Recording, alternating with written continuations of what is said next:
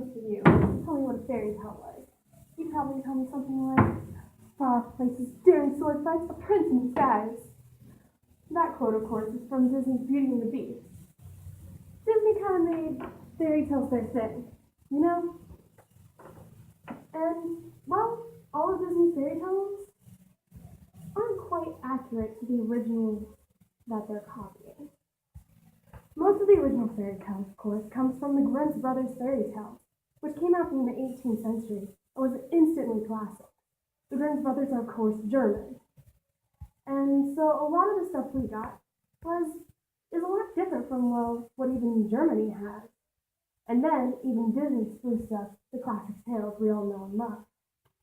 If I asked one of you to tell me a fairy tale, you'd probably tell me something that's really close to the Disney version of it.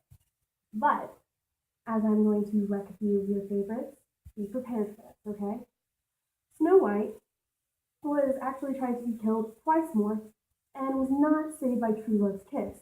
Rather, the apple which she had bit got stuck in her throat, and when that got dislodged out, she once again, was drowned as a person.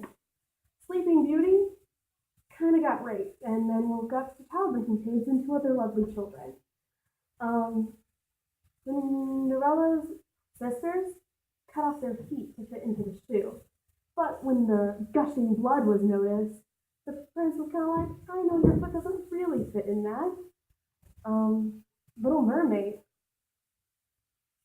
kind of commits suicide because Prince Eric marries another girl. And that's not even the sea witch's fault. He just marries someone else. What's the cred, right?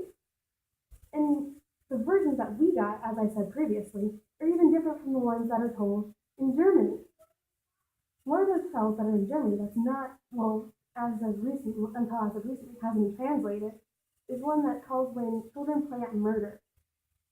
And this little lovely tale is about these two children playing. One is playing to be a butcher and one is playing to be the pig. The little boy cuts off the other boy's head. The mom, of course, freaks out and stabs the little boy in his heart. And while she was doing that, her other child, who was in the back, drowned. Dad, of course, hangs herself because she's stricken with grief because all three of her children are now dead. The husband comes home and dies of depression soon after. These are all things that are regularly told as bedtime stories in Germany. Now, a lot of people say that you shouldn't read fairy tales as such to small children. But as any of you who have watched, say, Shrek know, you miss those things. They fly way over your head. How many of you have held, as of recently, say, junior high, watched Shrek and realized, man, there are a lot of innuendos in this and a lot more cuss words than I ever realized. Fairy tales, like nursery rhymes, just introduce death to small children. Everyone knows that Ring Around the Rosie is just a way of talking about the plague. And Humpty Dumpty dies. And also in a specific lullaby, when the baby falls from the tree with cradle and all, the baby does die also. And also with Alouetta, the French song we sing, is about pulling apart a lark, bit by bit. What I'm saying is we shouldn't be afraid to tell these versions to our small children because they miss it. And then when they grow up, it's just kind of a part of them, and they understand these things about life. There's no crashing scene where suddenly they realize that people die.